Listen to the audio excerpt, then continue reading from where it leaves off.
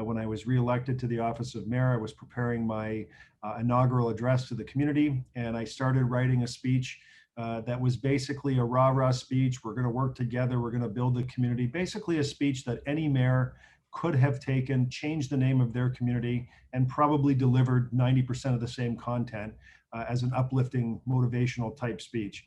And then, in the middle of writing that speech, I received, or we all heard the news of what General Motors did in Oshawa, Ontario, by closing the plant there, and the impact that that closure had on the city of Oshawa. And it caused me to stop writing the speech and say to myself, what happens here if our largest employer, Fiat Chrysler, Stellantis now, says that they are closing the Windsor assembly plant and moving production somewhere else? I mean, it sent a chill down my spine. And I knew that this community is not prepared to deal with that type of news, much like Oshawa was not prepared to receive the news they received from General Motors. And so that altered the speech that I was, not only did it alter it, I simply threw it in the garbage and started all over again, because I could not in good conscience deliver a rah-rah speech to the community without addressing the elephant in the room. And so that elephant in the room led to a community conversation where I think, reasonable people said, you know what, he's right. We do have to start thinking about this. We have to start planting the seeds.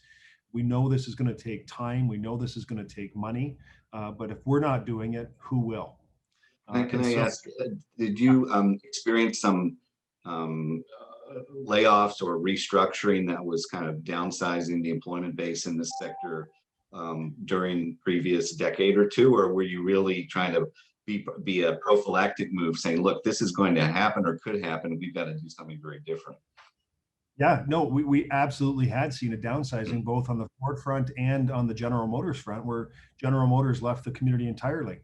And so, over time, you watch the erosion happen, and, getting a sort of the 1-2 punch over time, you may be able to recover and things adjust and adapt. But at some point, you get to the end of the line where it could be the fatal blow that knocks you out. And we don't want to get there, or we certainly, if we get there, we want to be prepared so that the effects of that type of blow are one that we can get back up on our feet and continue to operate in a reasonable way. You changed your speech, and then what did you do? So that led to a community consultation and widespread agreement in the community and amongst my council colleagues that, you know what, he's right. We have to do something here to prepare, to move forward and be prepared to adjust our economy to become more resilient in the future.